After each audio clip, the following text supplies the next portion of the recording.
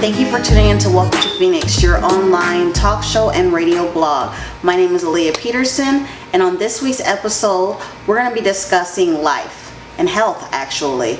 I have some special guests here today, Miss Rivera.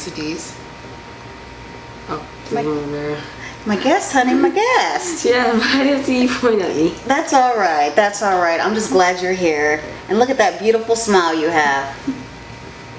Let's say thank you. Well, on this week's show, I wanted to do something a little bit different. September is National Childhood Cancer Awareness Month. Over 15,000 children per year are diagnosed with cancer. So, this young man here and his mother are going to share their story with me today. So, Derisa, tell me a little bit about your story and why actually I brought you on. How's that? Well, in February of 2016, Xzavien was diagnosed with T-cell prebial leukemia. Wasn't much to go by. We basically learned from simple blood tests. Okay, and there's actually they say that there's some signs and symptoms to look for. Is there any signs and symptoms that you noticed that made you want to go out and get some testing done? Well, actually, if I look back on it, there were signs and symptoms that I ignored.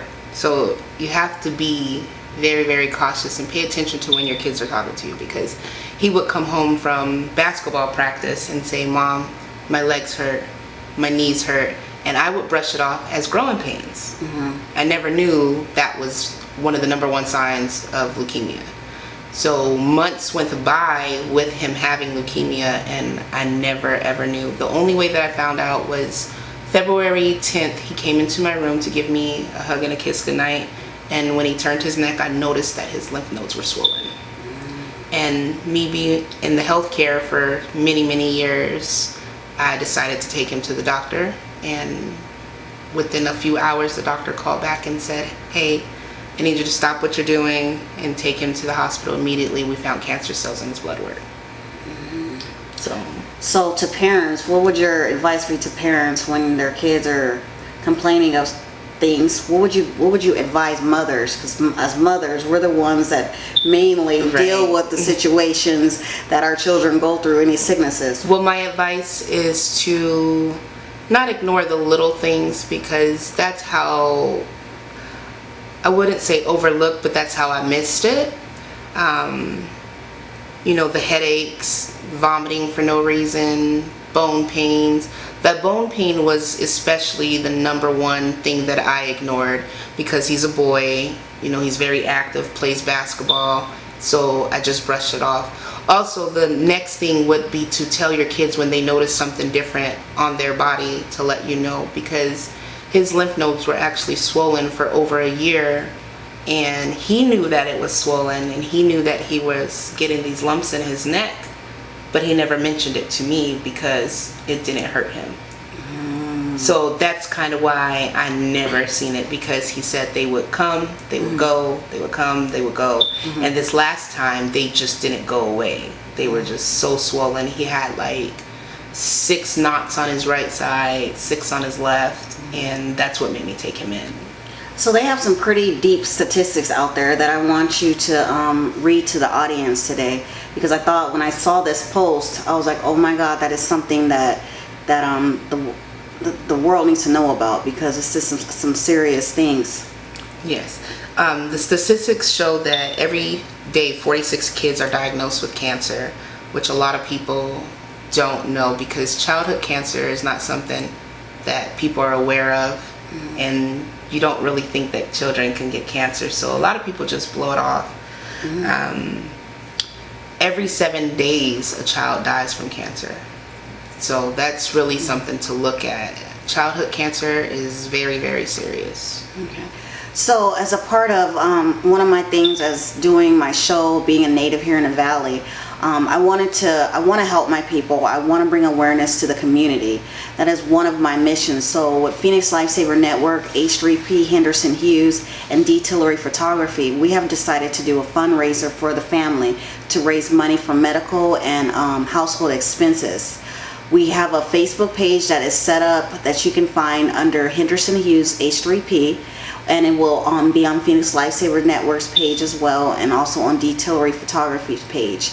I'm gonna ask a couple of questions to our special guest, because everything that we're doing for him. I want to make sure that other kids don't deny or don't hide any symptoms that they have, and I want the world to understand and experience what he's going through.